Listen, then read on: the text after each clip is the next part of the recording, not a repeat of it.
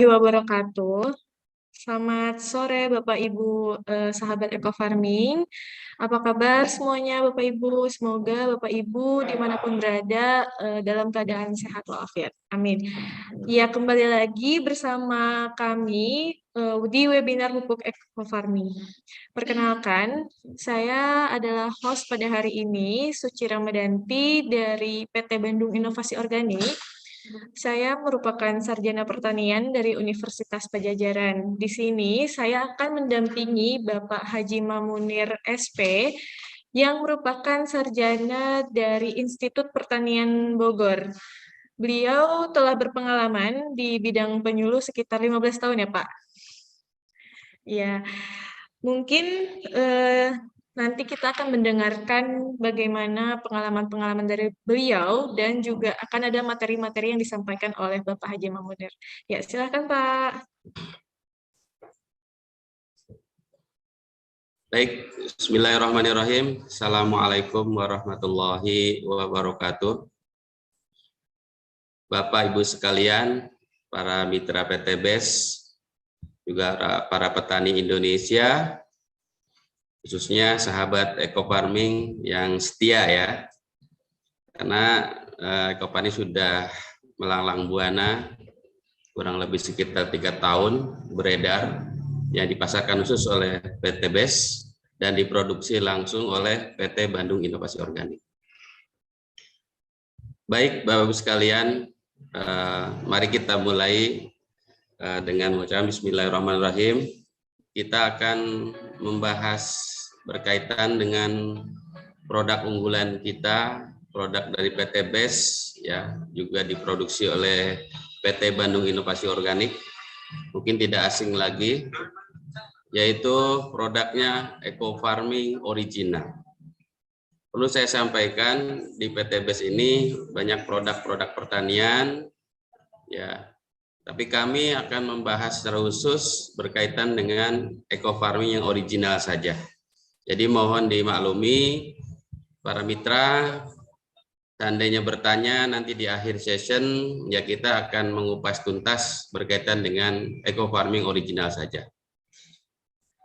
Nah, seperti kita sudah pahami bersama bahwa Eco Farming ini merupakan produk unggulan ya, yang mengawali, yang mempelopori dunia pertanian khususnya, mungkin tidak asing bagi para mitra PT BES, juga para petani Indonesia, di mana Eco Farming ini, yang original ini merupakan pupuk organik superaktif ya. Kenapa dikatakan superaktif? Nanti ada penjelasan lebih lanjut. Nah, apa sih inti daripada Eco Farming original ini? Yaitu nutrisi dan plusnya adalah bioaktivator, di mana keberadaan mikroba menjadi satu tekanan utama. Ya, boleh dikatakan Eco Farming original ini berbasis teknologi mikroba. Nah, ini kemasannya yang resmi ya. Yang berikutnya adalah legalitas ya. Di mana secara aturan di Indonesia ini perlu sebuah legalitas yang resmi, artinya peredaran pupuk dimanapun, di negeri manapun, di negara mana pasti ada legalitas yang harus kita tempuh ya. Alhamdulillah Eco Farming ini memiliki legalitas yang resmi dari Kementerian Pertanian nomor 039 OL KPTS SR 310-B-01-2020.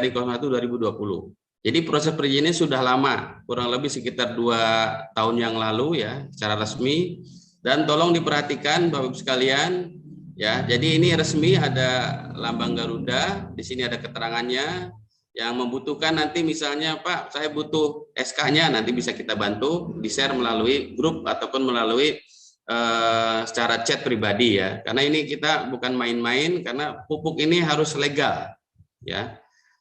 Dan juga memiliki jaminan sertifikat organik. Jadi yang dikatakan pupuk organik ini harus memiliki jaminan. Dari siapa jaminannya ya? Dari lembaga yang netral, artinya lembaga sertifikat organik. Dalam hal ini PT Bandung Inovasi Organik memberikan sertifikasinya melalui in office ya. Dan alhamdulillah ini jenis sertifikatnya Jadi kalau saja tanah ada sertifikatnya, pasti nilainya akan lebih berharga ya.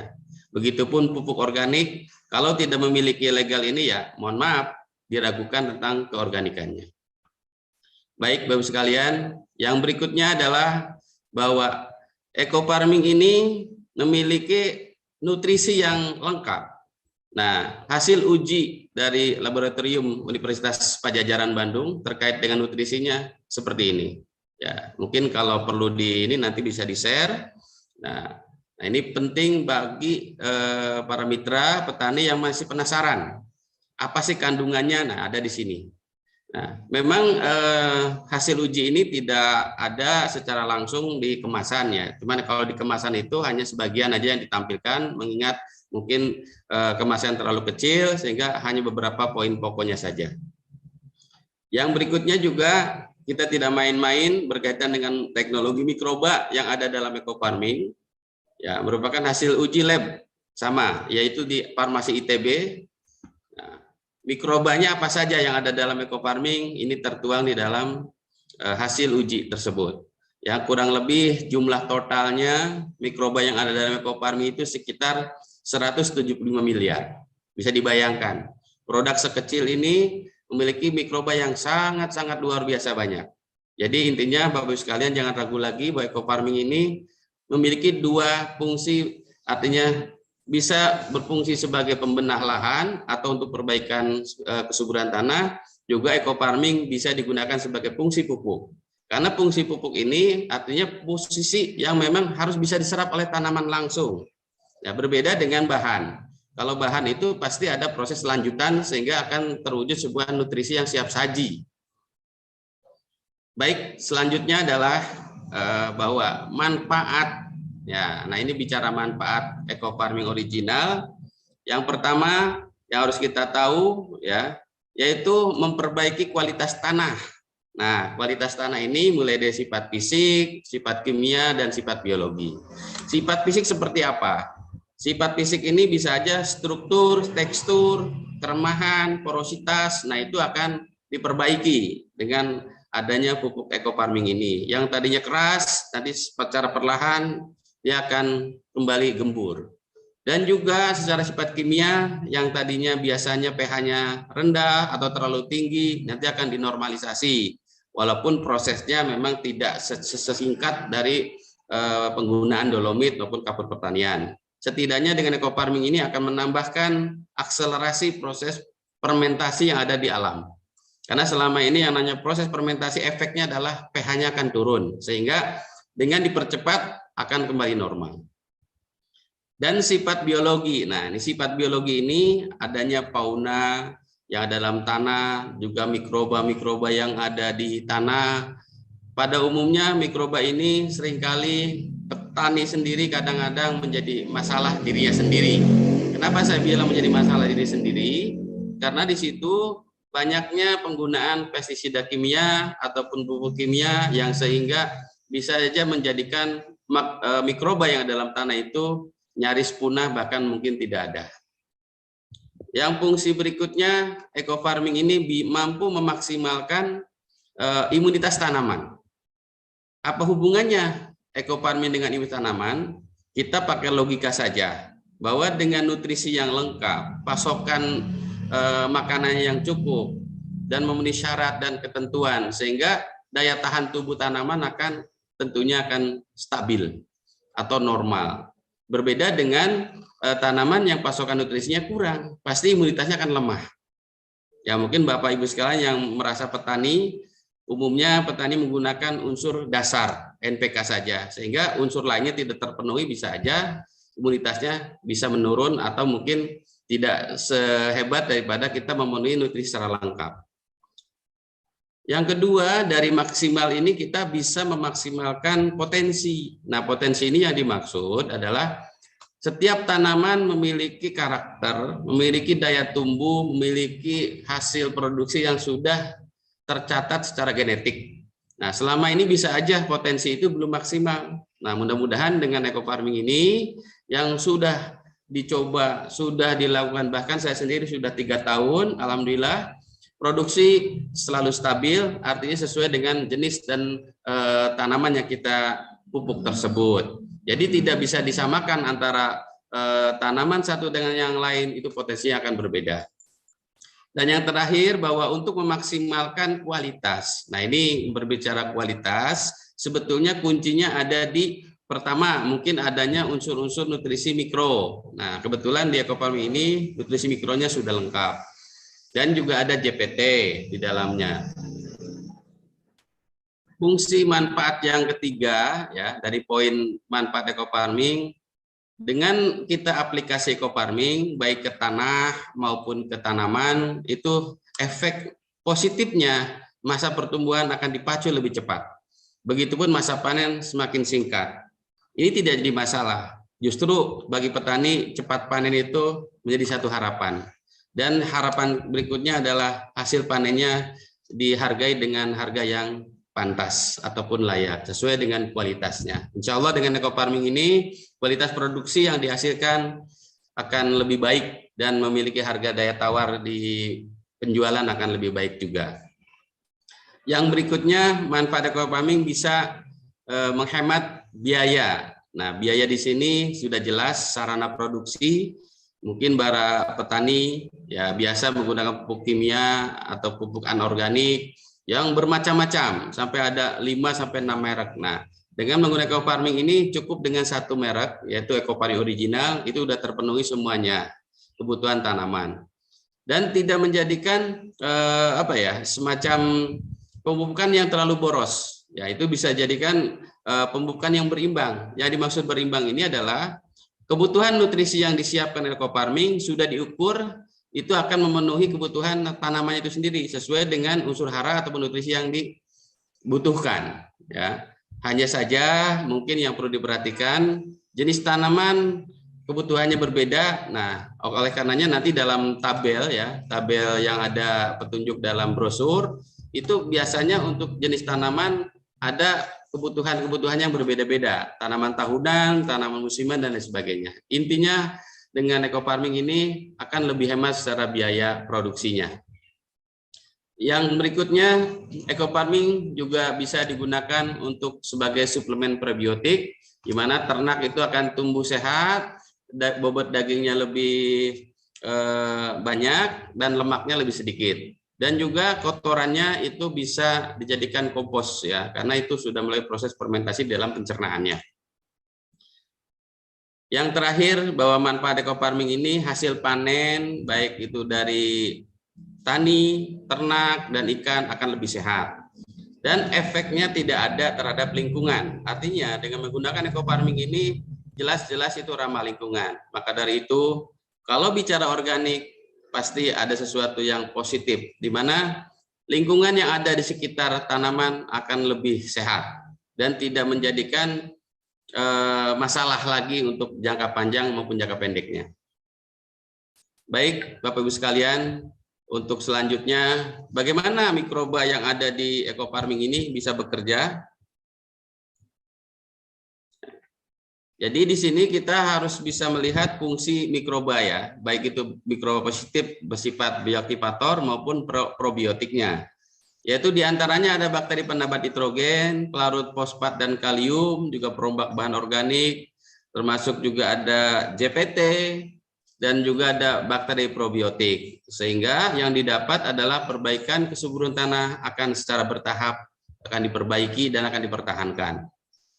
Begitu pula dengan peningkatan kualitasnya. Nah, kualitas ini artinya nutrisinya terutama ya, nutrisi dalam tanah akan meningkat. Dan juga itu nutrisi akan diserap oleh tanaman, baik melalui tanah, akar, dan juga stomata daun. Khusus untuk tambak, biasanya ada pemeliharaan kualitas air. Nah, kualitas air ini juga bisa kita inikan dengan menggunakan ekofarming. Begitu pula normalisasi potensi produksi ya. Suplemen ternak menjadi bahan bagian daripada ternak itu akan lebih sehat ya. Jadi suplemen di mana prebiotik ini akan berfungsi membantu dalam proses pencernaan. Baik, Bapak sekalian, itu bagaimana Ekofarming bekerja. Nah, ini juga bagian penting dalam proses aplikasi ya. Aplikasi pemupukan ekofarming ini kita harus juga melihat jenis ya, artinya tepat jenis. Nah, jenis ini kita bisa lihat dari brosur nanti apakah tanaman itu tanaman musiman, apakah tanaman tahunan. Biasanya ada tanaman yang menghasilkan, artinya yang sudah panen, bisa dipupuk kembali, atau memang tanaman yang dalam fase vegetatif, artinya pertumbuhan awal. Nah, disitulah tanaman tahunan biasanya untuk kayak semacam sawit, itu antara 0 sampai 3 tahun itu masa vegetatifnya akan dipacu ya di situ. Artinya kita harus bisa membedakan tanaman apa yang harus kita pupuk. Jangan sampai kita menggunakan kebutuhan untuk misalnya cabai digunakan untuk padi. Artinya nanti kalau keliru dalam penentuan kebutuhannya, otomatis akan bisa aja kekurangan atau kelebihan. Untungnya di pupuk ekofarming ini bila kelebihan dosis itu tidak masalah. Justru itu akan semakin baik atau semakin bagus. Ya. Berikutnya adalah tepat sasaran. Nah, sasaran di sini paling tidak ada 3 ya. Yang pertama sasarannya adalah akar tanaman. Nah, akar itu adanya di tanah, sehingga sasaran yang pertama itu bila dikatakan wajib ya, itu ke tanah dulu. Baru nanti yang berikutnya sasaran ke daun. Nah, daun ini itu akan diserap melalui stomata. Nah, stomata ini akan membuka pada jam-jam tertentu. Secara umum, itu stomata akan membuka di pagi hari. Biasanya ada sinar matahari. Tapi ada juga tanaman yang membuka stomatanya sore hari, bahkan ada yang malam hari. Artinya, secara umum kita katakan penyemprotan untuk daun tanaman akan lebih baik di pagi hari. Nah, yang terakhir, tepat sasaran di sini yaitu mudah diserap oleh jaringan silem, artinya jaringan kayu, khusus tanaman-tanaman tahunan seperti sawit, durian, mangga, dan sebagainya. Artinya tanaman keras. Dengan adanya tepat sasaran ini, bisa aja ekofarming itu dilakukan dengan proses injeksi ataupun infus. Nah, begitu juga dengan tepat cara. Nah, cara ini bisa disiram, khusus ke tanah, disemprot juga boleh. Tapi khusus untuk tanaman, khususnya daun, itu tidak ada jalan lain yaitu dengan cara disemprotkan. Kenapa disemprotkan? Karena di situ stomata sangat kecil, sehingga penyemprotan ini perlu spray yang memang benar-benar halus, ya artinya seperti kabut, ya supaya akan lebih mudah diserap oleh stomata. Berbeda dengan injeksi batang. Injeksi batang ini cukup kita membuat lubang injeksi di tanaman keras itu, baru kemudian ekofarming bisa dituangkan dengan posisi kemiringan dan ketinggian yang disesuaikan dengan tinggi tanaman, sehingga akan memudahkan dalam proses isi ulang maupun menghindari kalau seandainya ada satu lahan yang memang rawan banjir, paling tidak itu di atas permukaan daripada banjir tersebut ya. Yang berikutnya tepat waktu. Nah, waktu di sini pada umumnya akan dihitung berdasarkan siklus hidup tanaman. Artinya contoh tanaman padi biasanya berkisar di 3 sampai 6 bulan ya. Ada yang 6 bulan padi lokal. Juga ada lagi tanaman yang memang tahunan seperti sawit, durian dan sebagainya. Itu siklus hidupnya akan berbeda. Nah, proses pemupukan akan dihitung berdasarkan pertama bisa aja sebelum tanam, atau kalau tanaman tahunan itu bisa dihitung setelah siklus panen. Jadi setelah panen dipupuk ulang pupuk dasar untuk ke sasaran tanah ya. Itu waktunya. Juga waktu semprot untuk tanah untuk di sasaran lahan itu bebas ya, artinya bisa pagi, bisa sore. Artinya yang terpenting dalam lahan ini kita memperhatikan cuaca juga, jangan sampai ketika hujan dilakukan aplikasi ke lahan. Kenapa sore juga boleh? Ya di situ kelembabannya mulai menjelang ke malam, itu lebih baik. Pagi pun nggak masalah, jadi bebas lah. Tapi kalau untuk tanaman kita akan menyesuaikan jadwal membukanya dari stomata. Stomata itu pada umumnya sekitar jam 7 sampai 10 lah. Mungkin yang sore hari tanaman tertentu mungkin di sekitar jam 4 atau jam 5. Nah, ada juga yang malam hari. Nah, itu akan disesuaikan dengan waktu yang pembukaan stomata. Berbeda dengan sistem injeksi. Kalau injeksi kapan saja itu bisa dilakukan, bisa pagi, siang, sore, bahkan mungkin malam. Yang penting pada saat menginjeksi itu benar-benar larutan ekofarming itu bisa masuk dengan sempurna dan ditutup kembali. Yang berikutnya adalah tepat formulasi. Nah, formulasi ini hitung-hitungan. Kita jangan sampai salah menghitung. berapa dosis yang tepat. Ya, itu disesuaikan dengan jenis tanamannya apa, luasnya berapa. Begitu pula dengan volume pengenceran.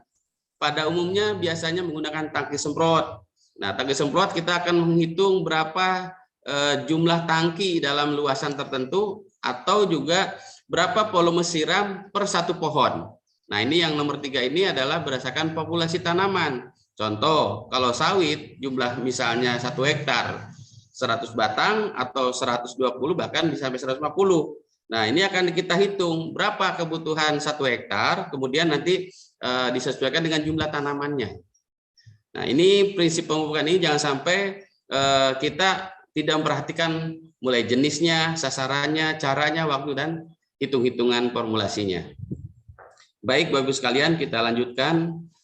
Yang berikutnya adalah sasaran. Nah, sasaran utama pemupukan ekofarming yaitu yang pertama adalah tanah.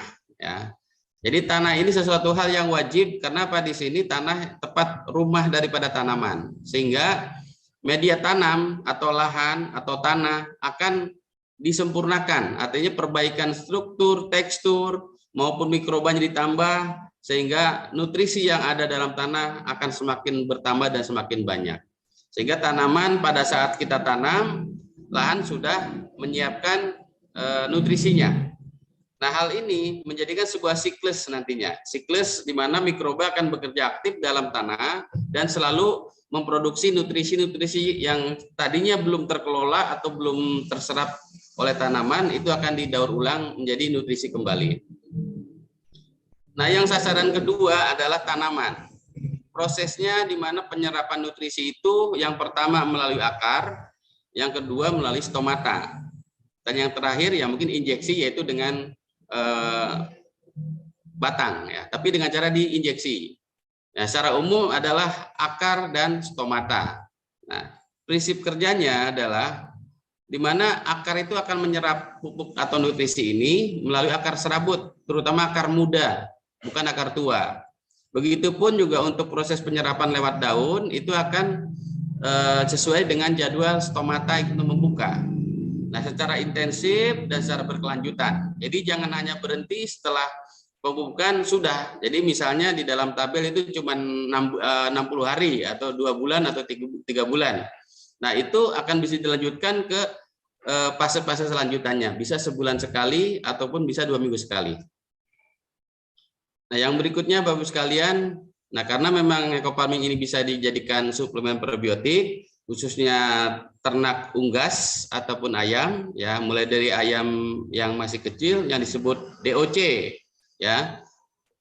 Ini ayam dewasa, juga ada bebek, ya, atau unggas, ya, ini masih kecil, DOD namanya. Nah, ini juga ada yang dewasa. Caranya seperti apa? Yaitu yang pertama kita larutkan pupuk ekofarming ini. Nah, di sini dilarutkan dengan perbandingan 1:1, yaitu 1 cup untuk 1 liter. Kemudian dikocok, diamkan sekitar 30 menit. Nah, di situ akan dinamakan larutan biang probiotik, ya.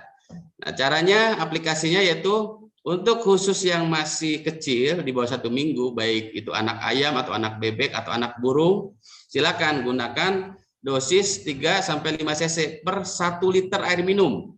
Begitupun untuk ayam dewasa di atas 1 minggu 5-10 cc per 1 liter ayam, per 1 liter air minum ayam maksudnya. Jadi di sini ya jelas, seandainya para mitra bagaimana untuk aplikasi ke ternak, jadi hitungannya bukan ekor, Pak. Jadi hitungannya berapa air minum yang disediakan setiap hari atau setiap waktunya. Disitulah aplikasi ekofarming dilakukan untuk minum daripada ternak. Yang berikutnya bisa juga itu menjadi suplemen, yaitu dengan menambahkan ke pakannya, ya, 1 kali sehari atau tiap hari silakan.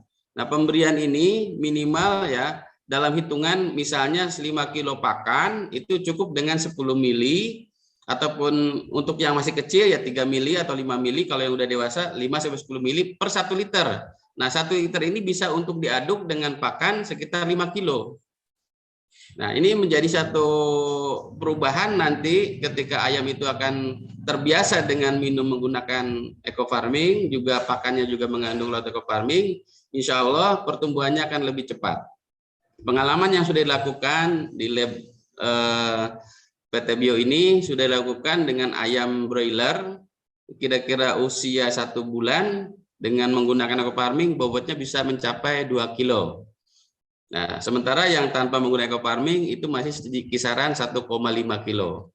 Nah, ini suatu perubahan yang sangat diharapkan khususnya para peternak ya. Karena ternak juga yang diharapkan nanti ketika dipotong ataupun dikelola itu lemaknya akan tidak banyak, bahkan sedikit sekali. Jadi komposisi dagingnya akan lebih sempurna. Begitu juga untuk kotorannya tidak menimbulkan efek yang menimbulkan aroma yang tidak sedap. Nah, baik, yang selanjutnya adalah berkaitan dengan fungsi eco farming ya untuk ternak ruminansia. Nah, ruminansia ini adalah ternak yang pemamah biak, artinya jadi ketika makan rumput ya seperti domba ya atau sapi, nah itu akan memamah biak, artinya setelah makan dia akan mengunyah kembali dalam lambungnya.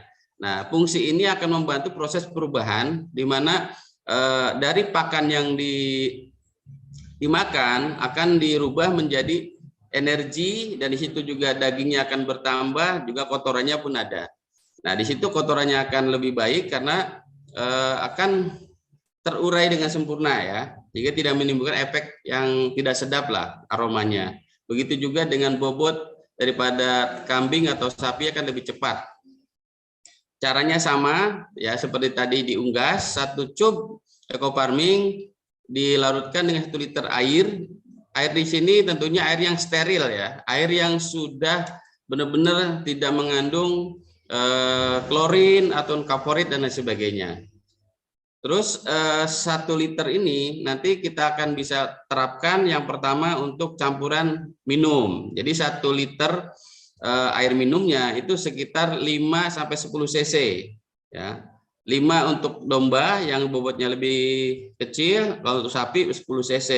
Kalau seandainya ada ternak yang lebih besar lagi, mungkin kayak semacam sapi limosin itu bisa 15 cc ya. Begitu juga dengan pemberian pakannya juga, atau rumput yang disiapkan hijauannya bisa diberikan diambil 1 liternya itu sekitar 5-10 cc ya per airnya. Nanti bisa disemprotkan atau direndam sebentar, kemudian bisa diberikan ke ternaknya, dan itu akan terus berulang selain pakan maupun pemberian minumnya. Yang berikutnya adalah untuk pemberian eco farming untuk tambak udang ya atau kolam ikan.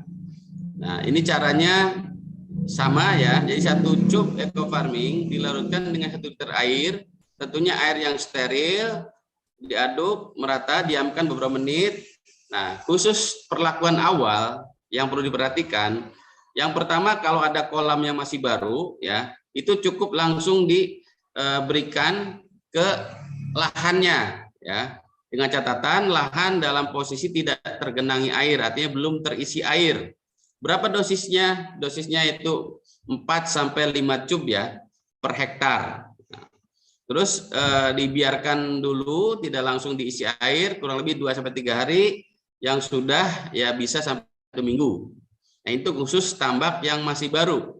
Untuk tambak yang sudah pernah dilakukan budidaya, artinya sudah panen, dia akan melakukan aplikasi lanjutan. Yang pertama yang dilakukan adalah kita dengan mengangkat lumpur ya, yang dasar kolam. Nah, ini mungkin dasar lumpur ini bekas sisa makanan, mungkin ada beberapa ikan yang sudah mati ataupun ada penyakit yang pernah menyerang pada saat panen sebelumnya. Ini bisa disterilisasikan dulu ya. Juga atau diangkat ya lumpurnya. Terus juga kita ukur pH-nya. Kalau pH-nya rendah, boleh ditambahkan dolomit ya, dengan rekomendasi 3 kintal per hektar ke dasar tambak. Nah, setelah segala satu yang tahapan 1-2 itu selesai, biarkan beberapa hari ya dengan posisi tidak ada air, artinya tidak tergenang. Kemudian semprotkan larutan prebiotik eco farming tersebut dengan jumlah 4 sampai 5 tub per 1 hektar. Jadi untuk dasar, aplikasi dasar kolam, baik yang baru maupun yang lama itu butuhnya itu sekitar 5 cub. Nah, kemudian dibiarkan juga sama sampai 2-3 hari atau 1 minggu baru diisi air yang baru.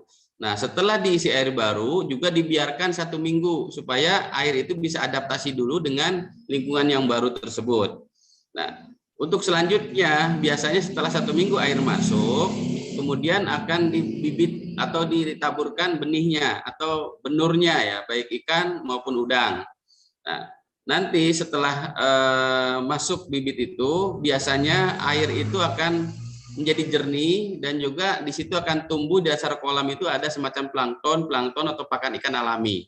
Sehingga dengan menggunakan eco-farming ini, untuk di awal itu bisa menghemat biaya pakan, terutama pada saat ikan masih di bawah 1 bulan ya, karena di situ masih banyak plankton yang tumbuh daripada aplikasi dasar tadi ya. Terus selanjutnya setelah ikan ataupun benihnya ditaburkan, jangan lupa nanti setiap minggu paling tidak 3-4 hari sekali disemprotkan air kolamnya dengan menggunakan 200 ml biang larut eco-farming per hektar. Artinya di sini 1 cub bisa untuk 5 kali pakai atau 5 minggu ya. Dan yang berikutnya adalah untuk pencampur daripada pakan atau pelet udang atau pelet ikan, di mana komposisinya 5 ml per 1 liter air, bisa direndamkan sebentar atau disemprotkan ke pakan atau pelet yang akan diberikan ke kolam. Nah, itulah berkaitan dengan fungsi eco-farming ya untuk prebiotik pada ikan atau tambak ya.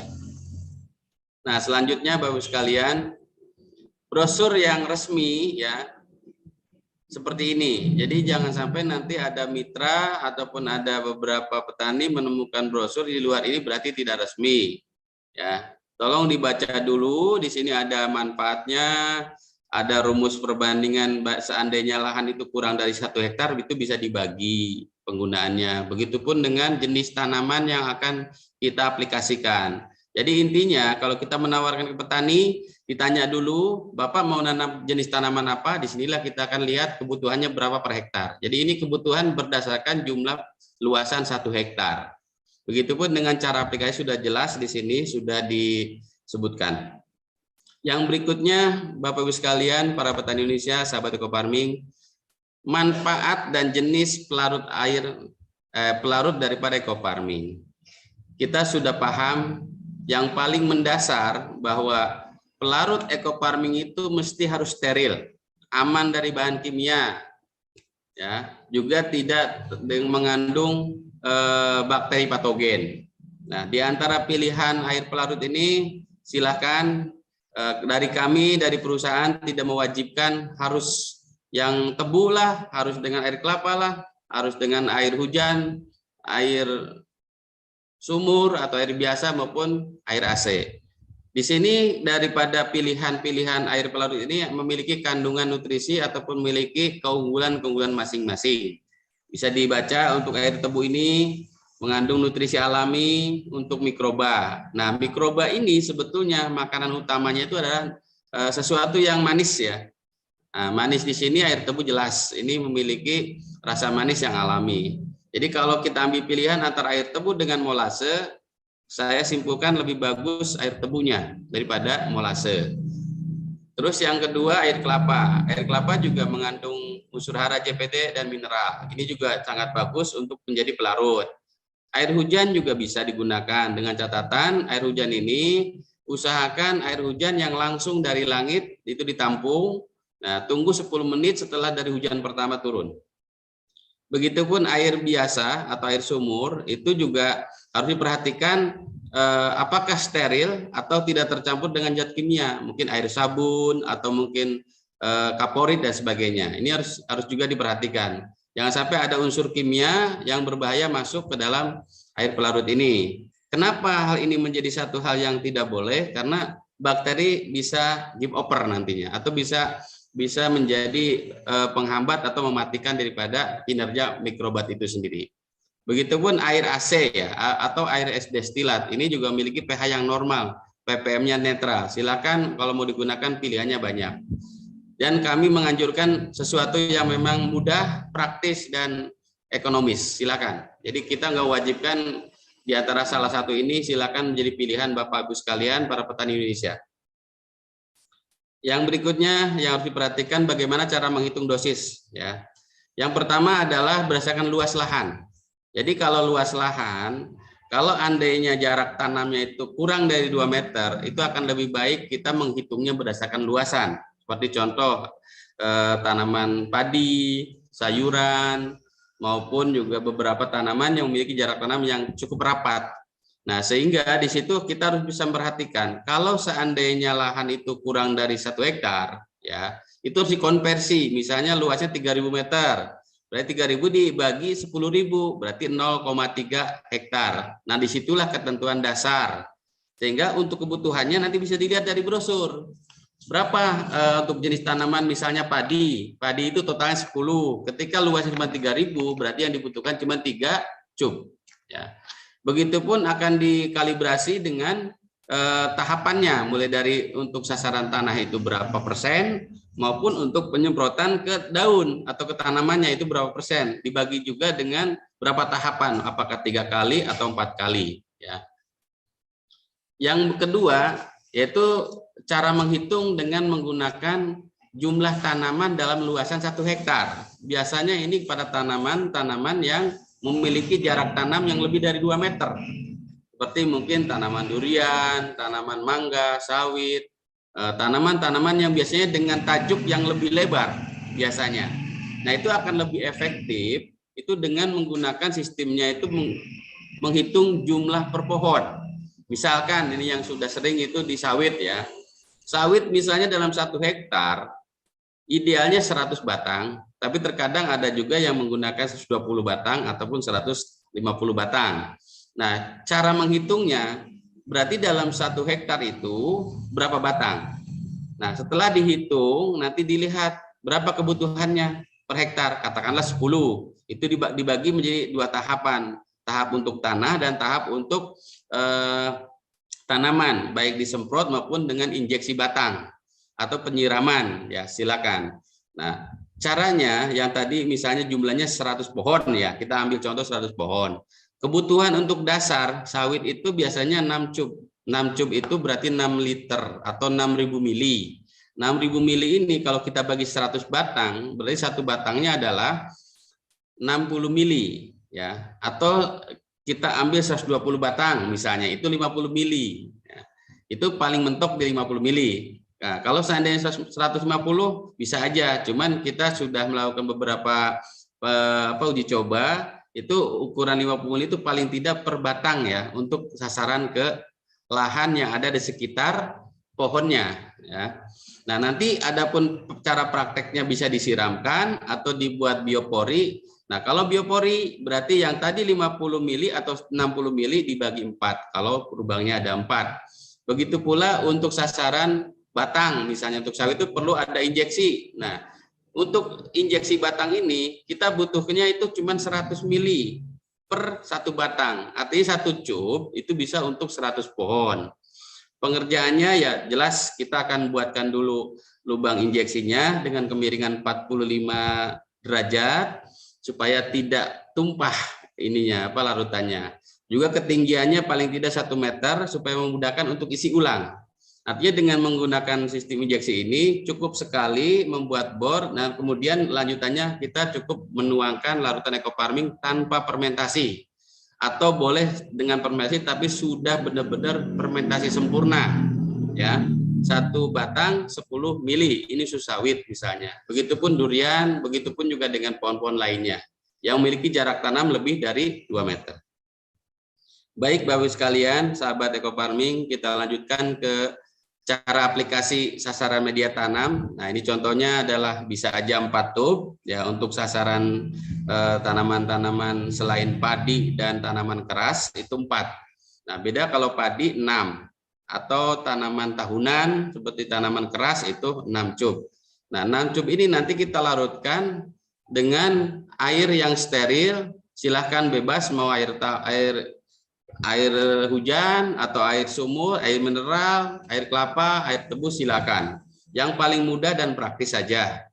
Nah, di situ juga harus kita pertimbangkan masalah fermentasi. Nah, fermentasi ini bagi yang memang pengen butuh cepat tanpa fermentasi juga boleh. Kalau mau difermentasi juga silakan. Paling tidak 3 malam atau 15 hari atau bisa lebih. Semakin lama semakin bagus, semakin sempurna fermentasinya. Nah, ini secara umum, secara sasaran tanah yang sudah berdasarkan pengalaman itu dengan fermentasi jauh lebih baik ya daripada dengan sistem langsung. Kemudian untuk pembagiannya bisa dengan kita semprot ke piringan ya ataupun ke tanamannya langsung. Yang perlu diperhatikan adalah pengenceran ataupun jumlah volume semprot, di mana tangki semprot itu selain steril juga di situ akan dihitung 1 hektar itu berapa tangki yang harus digunakan. Misalnya untuk padi luas 1 hektar katakanlah 10 tangki ya, berarti dosisnya itu adalah 6.000 mili dibagi 10, berarti sekitar 600 mili per tangki. Kalau di sawit misalnya sawitnya jumlah 100 atau 120 misalnya, ini contohnya untuk disiramkan. Nah, kita hitung berapa kebutuhan air siramnya per 1 pohon. Kalau 1 pohonnya misalnya 5 liter, berarti kalau 100 batang berarti 500 liter. Tinggal dituangkan larutan biang sebanyak 6.000 mili ke dalam 500 liter airnya untuk penyiraman. Nah, begitu pula dengan sasaran daun ya. Sasaran daun secara umum itu antara 1, ada juga yang 1,5 kalau cabai ya. Kalau untuk yang lainnya rata-rata 1 lah. Nah, itu sama ya. Untuk sasaran daun 1 cup itu dilarutkan dengan 1 liter ya. Nah, di situ juga sebaiknya yang paling aman itu 15 menit saja. Bagaimana kalau dengan pelarutannya sudah lewat? Ya, di situ lewatnya jangan tanggung. Kalau perlu lewatkan aja 15 hari atau lebih. Itu akan lebih baik. Kenapa? Karena fermentasi itu kecenderungannya lebih sempurna setelah 1 bulan. Itu masih bisa dilakukan penyemprotan ke daun dan itu tidak masalah. Begitupun juga dengan aplikasinya, jumlah tangki perlu diperhatikan. Jadi 1 lahan itu berapa kebutuhan isi ulang untuk penyemprotan supaya tetap merata. Bisa aja di daerah tertentu ada 10 tangki, di daerah lain 12, ada yang mungkin 8 dan sebagainya. Itu disesuaikan dengan jumlah pengencernya, baik tangki semprot maupun jumlah berapa liter air siramnya. Nah, yang perlu disikapi ataupun kita dipahami dalam aplikasi ini, kita harus prinsipnya itu adalah tepat sasaran, tepat waktu, tepat jenisnya, tepat formulasinya juga ya. Juga tepat dalam artian kita menghitung dosisnya ya, jangan sampai kurang. Kalau kurang efeknya itu adalah pertumbuhannya agak melambat ya. Tapi kalau itu lebih bagus, artinya lebih dari standar, itu akan lebih cepat lagi. Karena di situ nutrisinya jelas lebih banyak dan bakteri juga akan lebih banyak. Baik Bapak sekalian, mungkin yang terakhir yang harus kita perhatikan, warning ini adalah perhatian ya. Jangan sampai kita sebagai petani ataupun sebagai mitra salah-salah dalam aplikasi dan cara ya. Yang pertama yang harus diperhatikan adalah pupuk eco farming ini ya, tolong disimpan pada suhu ruang. Nah, suhu ruang ini batasannya jangan lebih dari 50 derajat ya. Dan tidak terkena sinar matahari langsung ketika menyimpan, baik itu di mobil maupun di ruangan lain. Tolong pupuk eco farming ini jangan sampai kena panas yang berlebihan. Karena itu akan menyebabkan mikroba yang di dalam eco farming ini bisa stres, bahkan bisa mati kalau berlebihan. Yang kedua, yang perlu diperhatikan adalah alat semprot, alat untuk melarutkan, itu harus bebas daripada bahan kimia, terutama pestisida maupun juga mungkin bekas bahan-bahan kimia lain ya, mungkin bekas sabun dan sebagainya.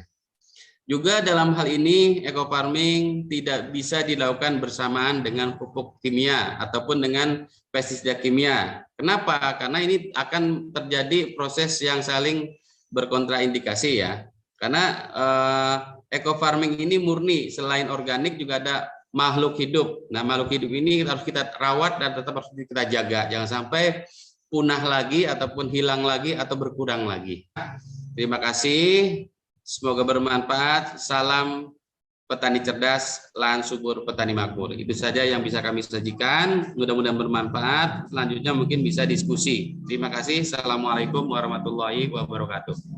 Ya, Waalaikumsalam warahmatullahi wabarakatuh. Terima kasih Bapak Haji Mamunir telah memaparkan materinya. Mungkin selanjutnya akan dibuka untuk sesi tanya jawab. Untuk Bapak Ibu yang ingin bertanya, dipersilahkan untuk klik tombol raise hand-nya terlebih dahulu. Untuk yang pertama nih Pak, ada yang bertanya di kolom chat, Ibu Yusrina. Assalamualaikum Pak Haji, bagaimana cara aplikasi untuk tanaman musiman seperti kopi? Mohon penjelasannya. Terima kasih Pak. Oke. Baik Ibu Yusrina, untuk tanaman kopi itu kan tanaman tahunan, artinya bisa berulang-ulang panennya ya. Tinggal kita akan bisa melihat dan memperhatikan apakah tanaman itu sudah pernah panen atau belum pernah panen atau baru ditanam ya. Andai kan kita ambil standarnya adalah pohon kopi itu belum ditanam. Jadi kita harus juga memperhatikan tanahnya luasnya berapa ya. Luasnya berapa, kemudian akan kita lihat di brosur ya. Tolong diperhatikan mungkin dari teman-teman ya supaya kelihatan semuanya. Nah, di sini ada jelas ya, jelas tanaman kopi itu di nomor 15 ya. Jadi untuk kebutuhannya sama dengan sawit, yaitu sekitar 6 cub ya per hektar. Nah, cara aplikasi itu sudah saya jelaskan tadi di slide ya, yaitu dengan cara melarutkan, terus mengencerkan, aplikasikan ke lahan. Yang pertama, dikatakan wajib. Jadi tanah itu harus diperhatikan benar-benar, karena tanah itu merupakan rumah daripada tanaman. Nah, cara aplikasinya boleh disiram untuk ke tanah tersebut, boleh juga disemprot. Ya, yang penting prinsipnya itu bagaimana caranya yang 6 cub itu bisa merata dengan luasan 1 hektar. Itu untuk ke tanah. Nah, kemudian kopi itu ditanam ya seperti biasa ya dengan kedalaman dengan jarak tanam yang standar ya. Terus setelah itu baru kita akan aplikasikan di tahap berikutnya, artinya pupuk lanjutan. Kalau yang tadi pertama itu adalah pemupukan dasar, artinya pemupukan dasar itu wajib untuk ke tanahnya. Kemudian untuk kelanjutannya kita ada jangka waktu sekitar 15 hari sekali atau 2 minggu sekali. Nah, dosisnya berapa? Dosisnya itu 1 cub per hektar. Nah, 1 cub per hektar ini bisa dilarutkan dulu, dibuat biang menjadi 1 liter, kemudian dibagi dengan jumlah tangki. Kalau kita mau semprot, kalau kita mau sistem siram, kita hitung berapa pohon dalam 1 hektar. Katakanlah dalam pohon itu ada 500 batang, misalnya ini ya, 500 batang. Nah, kita tinggal bagi. Jadi 1 liter itu nanti dibagi ditambahkan untuk air siram. Katakanlah untuk 1 pohon perlu dibutuhkan untuk menyiram itu kalau perlu disiram atau mau disemprot juga silakan. Kalau untuk siram katakanlah itu yang 500 pohon itu disesuaikan dengan kondisi tanah ya. Kalau tanahnya itu lembab mungkin nggak terlalu banyak untuk penyiramannya, cukup dengan 2-3 liter. Tapi kalau untuk tanah yang masih kering itu bisa saja dengan lebih dari 3-4 liter, bisa aja 6 liter. Nah, 6 liter kali dengan jumlah pohonnya. Kemudian yang tadi eco farming bisa dimasukkan ke jumlah air yang akan kita siramkan kalau dengan sistem siram. Tapi akan lebih efektif sebetulnya untuk perawatan itu penyemprotan ke daun ya. Biasanya kalau ke daun itu kita akan menggunakan tangki semprot. Nah, tangki semprot ini silakan sesuai dengan ketentuan yang berlaku. Tangkinya harus steril, tidak bekas kimia ya. Terus dibagi dengan jumlah tangki yang akan digunakan. Contohnya misalnya untuk 1 hektar, petani itu biasa menyemprot misalnya 12 tangki. Nah, yang 1 liter itu dibagi 12 caranya. Ya, sekitar 83 mili kalau tidak salah hitung. Per 1 tangki. Nah, disemprotkan ke daun. Dan saya sampaikan juga khususnya para petani kopi ya, jangan sampai kita menyemprot ke daun pada kondisi yang ekstrim, artinya gini. Ketika sedang berbunga, kalau sedang berbunga diusahakan jangan disemprot ke bagian daun karena tidak menutup kemungkinan akan bunganya kena. Yang kita khawatirkan nanti bisa saja terjadi kegagalan dalam penyerbukan bunganya, sehingga pembuahan bisa gagal. Nah, dari situlah kita harus paham secara umum mau tanaman cabai, kopi, dan lain sebagainya, tolong diperhatikan ketika sedang berbunga jangan dipaksakan untuk semprot ke bagian daun. Bisa disiramkan saja. Itu saja barangkali Ibu Justina. Terima kasih ya. Mudah-mudahan bisa terjawab semuanya. Ya, terima kasih Pak. Selanjutnya ada yang bertanya lagi via kolom chat, Pak, dari Ibu atau Bapak Yvonne Otai. Pertanyaannya, apakah penggunaan eco farming bisa digunakan untuk tanaman daun bawang yang sudah 2 minggu menggunakan pupuk kimia? Terima kasih, Pak. Ya, Waalaikumsalam ya Pak. Siapa namanya di situ tulisannya Yovan ya. Ya.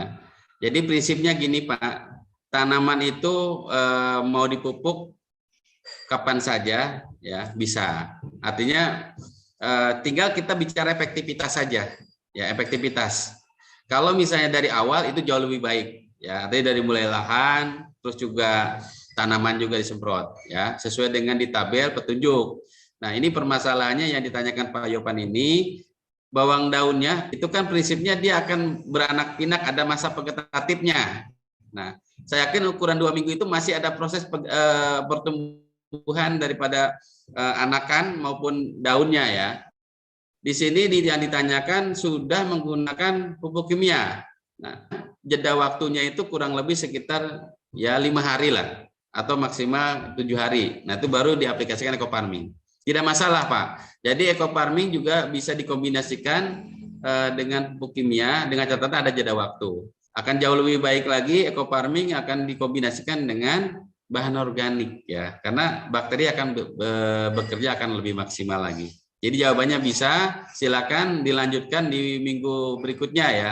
Katakanlah bisa di 4 minggu ke depan, 8 minggu, 6 minggu, dan 8 minggu ya. Nanti bisa dilihat di dalam tabelnya. Nah, proses yang lebih ini lagi mengenai dosis ya. Dosis misalnya karena ini sudah umur 2 minggu, nah yang tadi untuk jatah lahan ya, yang tadi terlewatkan, itu bisa diakumulasikan ke aplikasi berikutnya. Tujuannya adalah bahwa tetap tanah itu akan menjadi sasarannya, walaupun kalaupun tanah itu tidak terlihat langsung, apalagi masih terlihat tanamannya belum rapat, itu lebih bagus. Jadi dosis yang di tanah akan ditambahkan ke fase lanjutannya juga boleh. Ya, misalnya contoh padi ataupun mungkin tanaman sayuran terlewatkan karena udah ditanam. Nah, yang tadi di lahan itu kalau mau ditambahkan ke penyemprotan daun dan sebagainya dilanjutkan itu tidak apa-apa, justru akan lebih baik. Ya, saya kira itu jawabannya Pak Yopan ya. Terima kasih. Ya, terima kasih. Untuk selanjutnya ada lagi Pak yang bertanya via kolom chat atas nama Galaxy A20. Pertanyaannya adalah jika aplikasi eco farming pagi-pagi lalu sorenya itu hujan, itu bagaimana ya Pak? Apakah semprotannya ke lahan itu sia-sia atau bagaimana? Terima kasih. Oke, ini sering sekali pertanyaan ini. Kalau misalnya kita aplikasi eco farming, ya baik ke tanah, ke tanaman, nah, kita lihat cuaca ya, cuaca. Jadi jangan dipaksakan menyemprot waktu hujan, nggak boleh. Masalahnya hujan-hujanan kan takutnya sakit nanti yang nyemprotnya. Nah, ini anggap aja posisinya tadinya nggak hujan, ya tiba-tiba sorenya hujan. Nah, kita punya pengalaman ya, 2 jam itu tidak masalah. Jadi setelah aplikasi kemudian hujan itu tidak masalah, tidak perlu diulang. Itu udah terserap langsung. Nah, baik ke tanah maupun ke tanaman. Justru yang harus diperhatikan ketika hujan itu terjadinya banjir sehingga menimbulkan aliran banjir yang mengalir ke petakan lain, itulah yang jadi masalah sebetulnya. Jadi hujannya nggak masalah, tapi kalau terjadi banjir bisa saja larutan ekofarming sudah disemprotkan yang masih di atas permukaan kemudian bisa mengalir ke lahan yang lainnya, bisa tercuci lah. Tapi kalau 2 jam itu sudah aman Bu, ya kalau sudah 2 jam. Apalagi ini kan pagi sore itu aman banget gitu, nggak masalah, nggak perlu diulang. Itu saja jawabannya. Terima kasih. Ya, terima kasih Pak Haji Mamunir atas penjelasannya. Mungkin untuk Bapak Ibu yang lainnya, jika ingin bertanya, dipersilahkan masih ada waktu setengah jam lagi.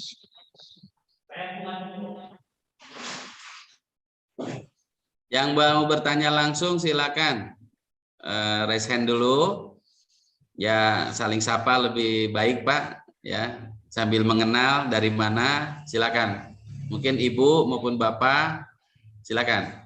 Atau nanti Bu Suci, kalau yang bertanya kasih hadiah apa gitu, Bu Suci, biar semangat bertanyanya.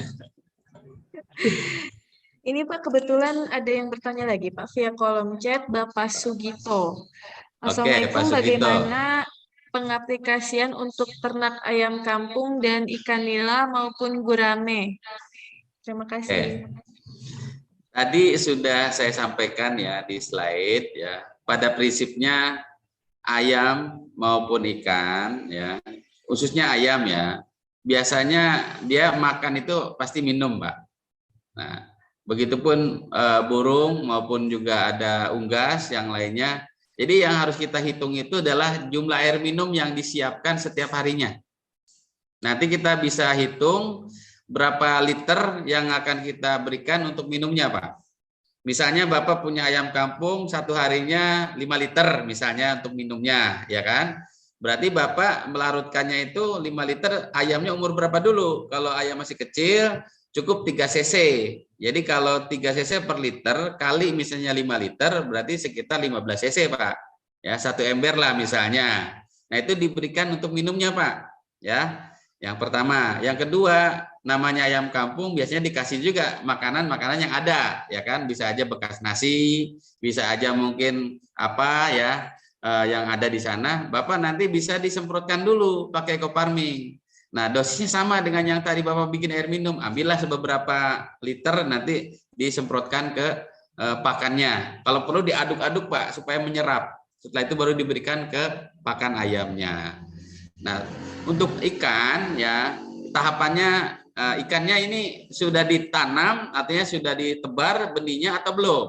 Nah, itu perlu sudah, Pak ya? Sudah. Nah, kalau sudah berarti yang harus diperhatikan adalah perawatan air, Pak. Jadi air kolam itu harus kita semprot. Bapak semprot nggak usah ke tengah.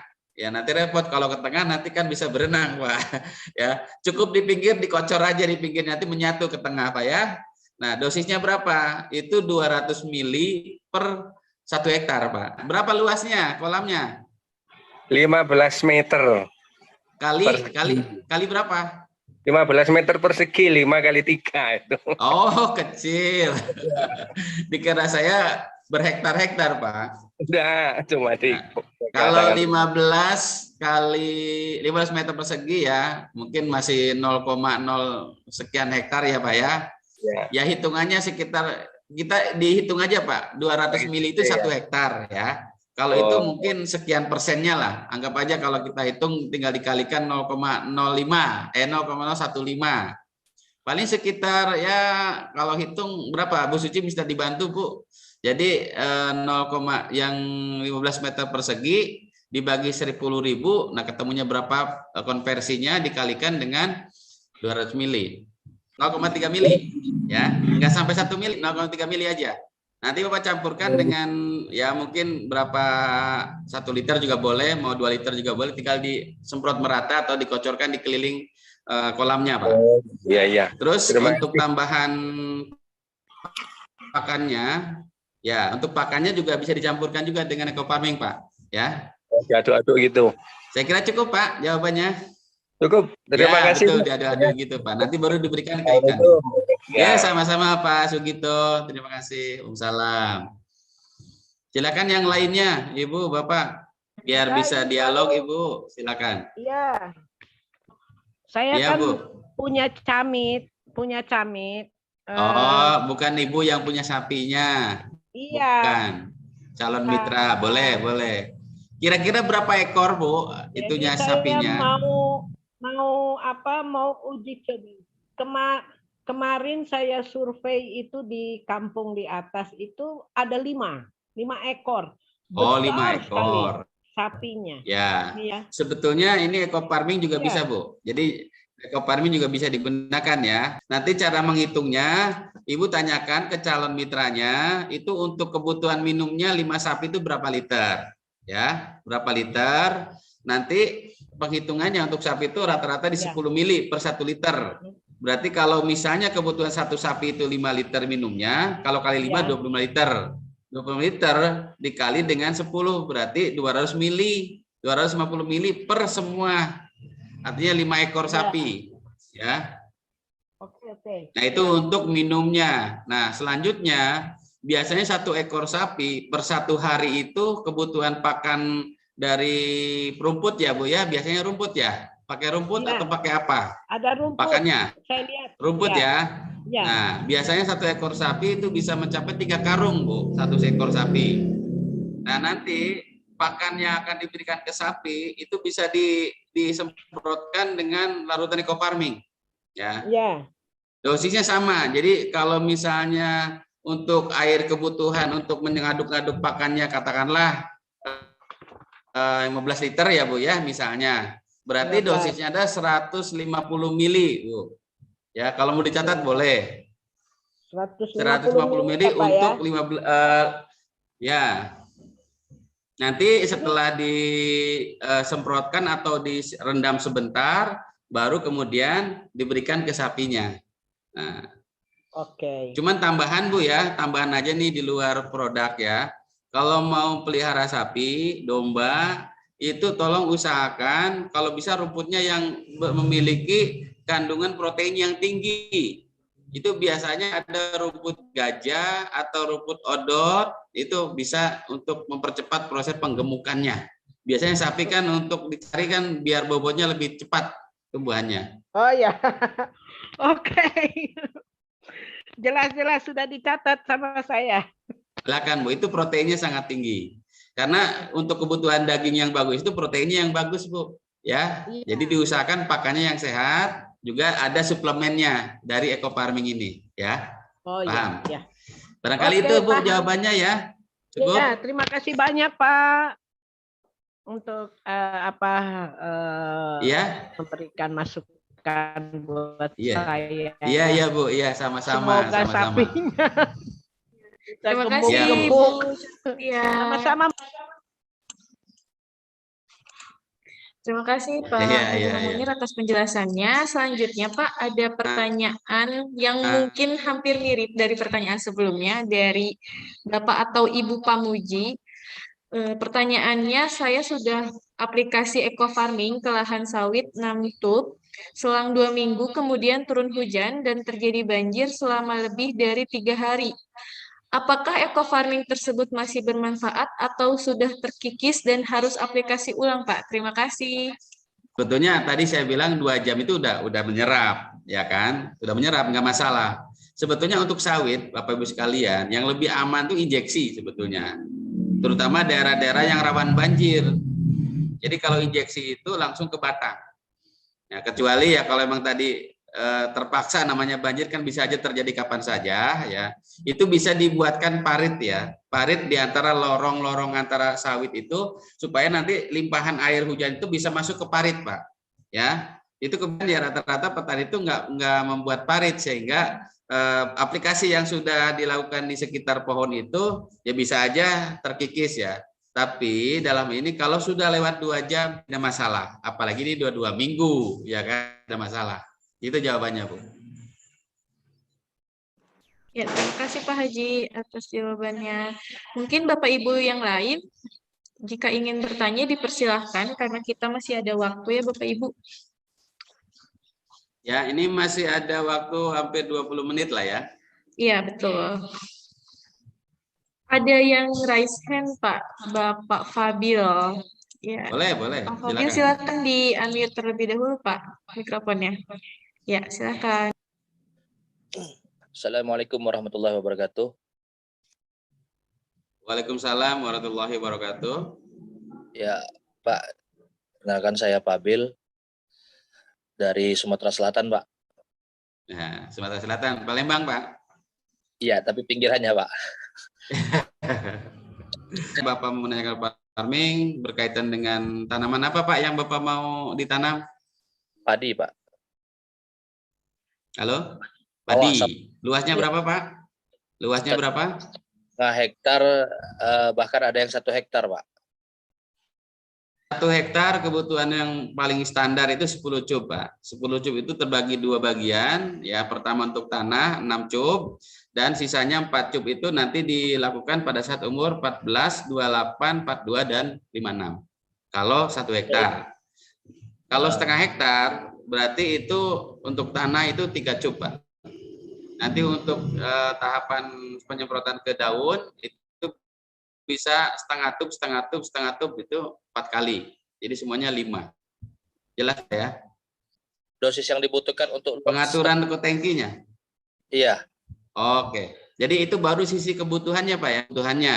Nah, untuk penghitungan untuk penyemprotannya supaya tidak terjadi kekurangan dalam dosis, sebaiknya Bapak bisa koordinasi dengan petugas yang nyemprot, Pak. Ya, artinya penggarapnya. Nah, biasanya untuk lahan sawah itu ukuran 1 hektar itu membutuhkan jumlah tangki itu dalam 1 hektar sekitar 10 sampai 12, Pak. Nah, kita ambil contoh 10 aja, Pak.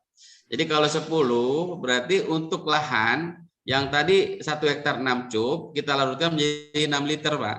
Ya. Kemudian 6 liter ini berarti 6.000 mili dibagi 10 berapa, Pak? Berarti 600 mili per tangki. Nah, nanti untuk yang di tanaman umur 14, 28, 42 maupun 56 kan satu-satu tuh, ya kan? 1 cub dilarutkan 1 liter, kemudian dibagi 10, berarti 100 mili per tangki. Itu nggak boleh kurang dari situ, Pak. Nah, supaya nanti pertumbuhannya normal, sehat dan pertumbuhannya lebih cepat. Kalau lebih bagus, Pak. Ya berarti untuk luas lahan 1 hektar itu dengan dosis 600 mili per tangki itu berarti bisa mencukupi untuk 6 tub itu, Pak ya? Iya, kan tadi saya katakan untuk 10 tub itu yang 6 cub itu nanti untuk lahan, Pak ya, baik di persemaian maupun di lahan sebelum tanam. Ya. Jadi 6 cub itu kalau kita larutkan menjadi 6 liter, 6.000 mili. Kemudian dibagi jumlah tangki. Kalau tangkinya 10 berarti sekitar 600 mili per tangki. Kalau pembagi tangkinya 12, berarti di situ 6.000 dibagi 12, berarti 500 mili per tangkinya, Pak. Ya. Nah, kalau agen hayati bisa dipertanyakan ini, Pak? Boleh. Kalau agen hayati masih organik, Pak. Kita mengusung organiknya nggak apa-apa. Oke. Kalau untuk agen hayati sendiri atau ekoplan protector ini, apakah bisa mencegah hama ketika melakukan perendaman itu, Pak? Bisa, Pak. Itu namanya seed treatment. Artinya ketika perendaman benih, Bapak misalnya mau merendam benih padi, ya, misalnya 5 kilo, airnya 5 liter katakan. Nah, nanti untuk agen hayatinya, karena kan 1 saset itu 20 liter, Pak. Berarti 1/4 saset, Pak. Ya, 1/4 saset. Nah, untuk eco farmingnya berarti 50 mili, Pak.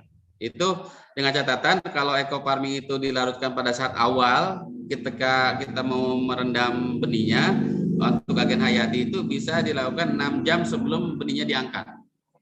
Oh, begitu. Itu untuk pencegahan di persemaian. Nah, begitupun nanti untuk aplikasi pencegahan hama, kita kan nggak pernah tahu, Pak. Namanya hama itu datang tidak pernah diundang, pergi tidak pernah pamit, Pak ya. Nah, maka dari itu hama harus kita awasi benar-benar. Kita rajin ke sawah, lihat ada hama apa. Nah, agen hayati itu spektrum untuk penanganannya itu cukup luas, Pak. Artinya 175 jenis serangga itu bisa kita tangani dengan agen hayati tersebut, ya. Nah, cara aplikasinya untuk pencegahan, Pak, itu bisa di-mix dengan eco farming. Artinya pada saat Bapak aplikasi eco farming di hari ke-14, itu silakan dicampurkan dalam 1 tangki, Pak, dengan eco farming. Bisa, Pak. Untuk keong, Pak ya? Iya. Untuk keong gimana penanganannya? Nah, kalau keong itu jenisnya bukan insek, Pak. Jadi kalau agen hayati itu untuk jenis insek. Kalau insek itu bahasa kitanya serangga, ulat, kayak gitu, Pak. Nah, kalau keong itu maksudnya molluscida, artinya dia jenisnya berdarah merah, Pak. Beda, Pak.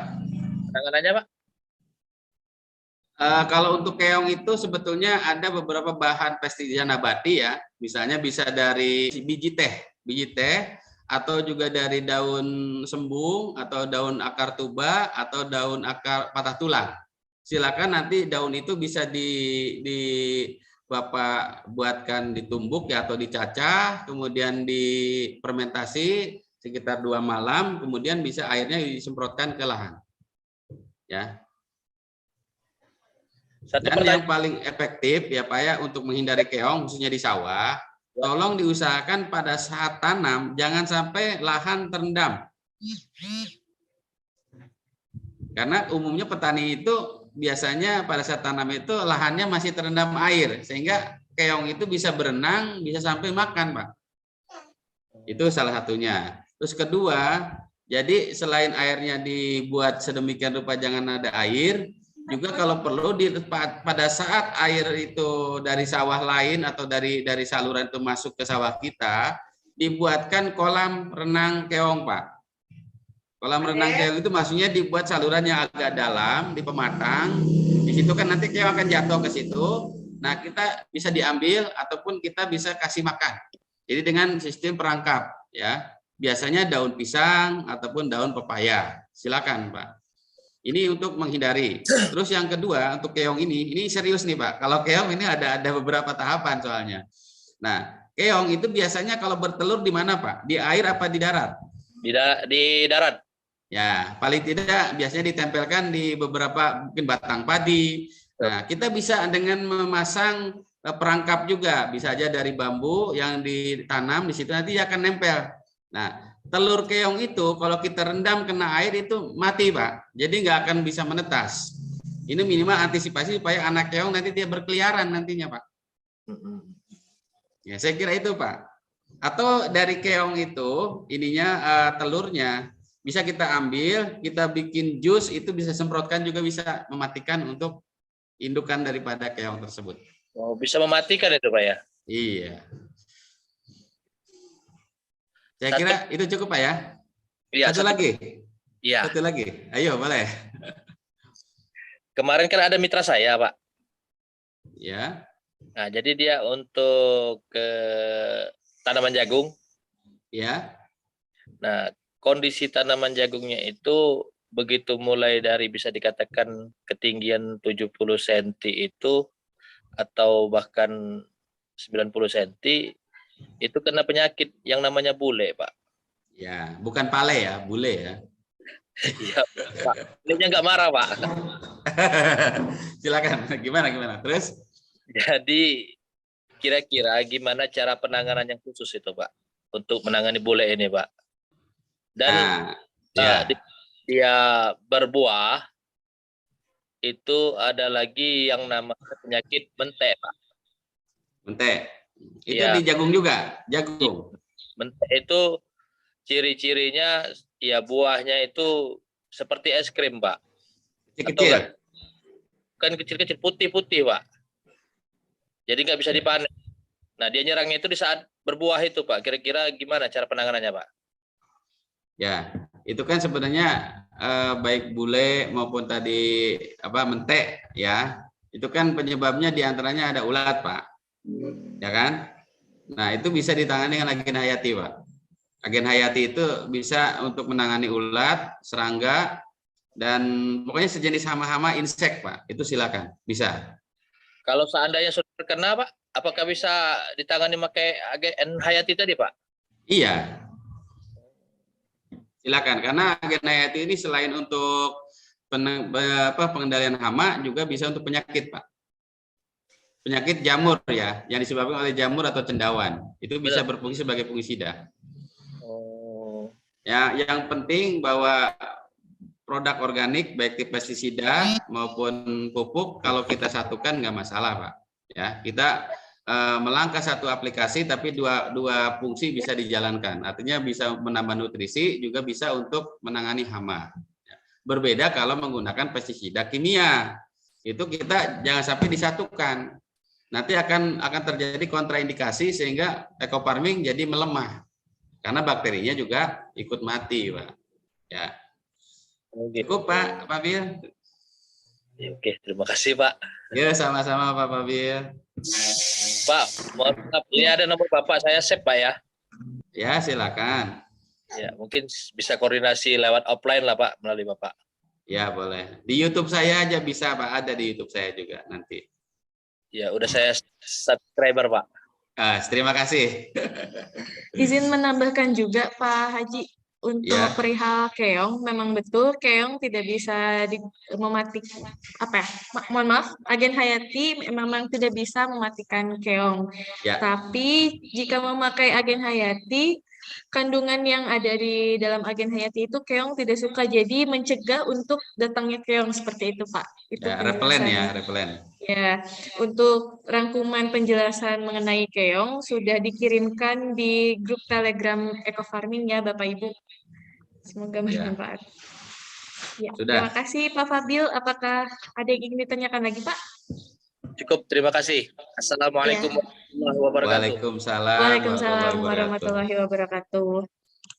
Ya, mungkin sudah selesai kali ya Pak? Atau masih ada yang ingin bertanya lagi Bapak Ibu? Masih 5 menit lagi Bu. Ini Iya. kesempatan yang belum. Silakan Ibu Bapak, silakan. Manfaatkan waktu yang ada. Jangan sia-siakan. Bertanyalah sepuas-puasnya. Kami bantu insya Allah. Ya, silahkan Bapak Ibu yang ingin bertanya. Klik tombol raise hand-nya. Atau mungkin bertanya via kolom chat juga boleh. Yang harus diperhatikan Bapak sekalian ya dalam aplikasi Eco Farming ini tadi yang warning tadi ya, jangan sampai penggunaan Eco Farming ini penyimpanannya, pelarutannya juga harus diperhatikan. Jadi hal sepele bisa jadi masalah besar kalau kita tidak memperhatikan hal yang kecil ya. Biasanya masalah itu akan muncul ketika sudah besar. Maksudnya tuh terasa akan. Contoh ya, kita masalah rumput aja, ini sih karena bonus aja nih masalah rumput ya. Kadang-kadang rumput kan kalau masih kecil diabaikan, cuma satu ini. Tapi kalau udah banyak jadi masalah baru. Nah intinya dalam penanganan rumput itu paling tidak ada dua hal ya. Yang pertama yaitu kita harus bisa memposisikan sebelum kita olah tanah itu benar-benar rumput harus dibersihkan. Ya. Dan kalau di tanah-tanah darat sebaiknya itu dibuat mulsa plastik. Ya, mulsa mungkin Bapak sekalian sudah mengenal mulsa ya, yang lapisannya atasnya itu warna perak, yang dalamnya warna hitam. Itu yang paling efektif untuk pengendalian rumput di darat ya, artinya tanaman jagung, cabai dan sebagainya. Silakan menggunakan itu supaya persaingan di rumput itu tidak menjadi masalah buat tanaman utama. Nah, yang kedua, untuk lahan-lahan sawah atau lahan-lahan yang berair, silakan pengaturan airnya yang diperhatikan. Karena rumput apapun kalau namanya terendam air akan mati. Jadi harus diatur ketika ada rumput mulai tumbuh direndam lahannya. Nanti ketika sudah mati ya langsung dikeringkan lagi. Karena tanaman itu butuh air tapi tidak harus tergenang. Karena air itu menjadi masalah kalau selalu tergenang. Apalagi banjir yang tadi ditanyakan. Setelah aplikasi banjir bagaimana? Nah satu lagi ya tadi yang berkaitan banjir nih, biasanya ada sawah yang memang nggak sulit dikeringkan, ya cukup kita pintu masuk airnya itu bisa ditutup, pintu keluar ditutup, biarkan air itu 1 minggu, jadi disemprot aja nggak apa-apa. Tapi jangan sampai air itu keluar karena itu nanti proses penyerapannya minimal 2 kali, ya menyerap di air juga menyerap di tanah nantinya. Ini bagi lahan-lahan yang memang sulit untuk dikeringkan. Artinya dikeringkan itu mau dibuang ke kanan ada air, ke kiri juga ada air, ke belakang apalagi. Nah itu ditutup aja. Ya barangkali itu ya mungkin untuk kesimpulannya aplikasi yang beberapa hal yang harus diperhatikan. Mudah-mudahan bermanfaat khususnya para mitra, para ibu, bapak, petani maupun pemerhati petani. Mungkin yang tadinya tidak senang bertani, mudah-mudahan sekarang bersenang bertani. Dan insya Allah saya akan bantu terus bagaimana kita solusi untuk menangani masalah satu persatu. Terima kasih atas segala perhatiannya. Mohon maaf atas segala kekurangannya. Assalamualaikum warahmatullahi wabarakatuh. Ya, waalaikumsalam warahmatullahi wabarakatuh. Terima kasih Pak Haji Mamunir telah memaparkan materinya dan sharing pengalaman-pengalaman untuk Bapak Ibu pengguna Eco Farming di sini. Ya, karena waktu sudah menunjukkan pukul 5, jadi sesi webinar kali ini kita sudahi. Dan untuk Bapak Ibu yang belum sempat bertanya, dapat bertanya melalui WhatsApp Customer Service Eco Farming di nomor berikut 0813 1158 8656. Saya ulangi, 0813 1158 8656. Kami infokan juga untuk webinar Eco Farming ada di setiap hari Selasa. Kalau hari ini dan sebelumnya dimulai pukul 15.00, untuk minggu depan dan seterusnya, webinar akan dilaksanakan pada pukul 13.00 hingga pukul 15.00 waktu Indonesia Barat ya Bapak Ibu. Untuk Bapak Ibu juga mohon kesediaannya Bapak Ibu untuk mengisi absen di link yang sudah tim kami berikan di kolom chat. Ya. Terakhir, saya mengucapkan terima kasih kepada Pak Haji Mahmud Nir yang telah memaparkan materi dan menjawab pertanyaan. Terima kasih juga kepada Bapak Ibu sahabat Eco Farming yang telah menghadiri webinar Eco Farming pada hari ini. Saya Suci Ramadanti sebagai host webinar pada hari ini pamit undur diri. Wassalamualaikum warahmatullahi wabarakatuh. Selamat sore. Terima kasih sudah nonton video YouTube saya, Haji Makmunir Channel, Solusi Cerdas Bertani. Terima kasih juga bagi yang sudah like, komen, share, subscribe, dan mengaktifkan lonceng notifikasinya. Bagi yang belum, silakan klik subscribe supaya terus bisa mengikuti informasi video edukasi media Suluh Tani Cerdas dan Terampil. Eco Farming, lahan subur, petani makmur. Salam petani cerdas. Assalamualaikum warahmatullahi wabarakatuh.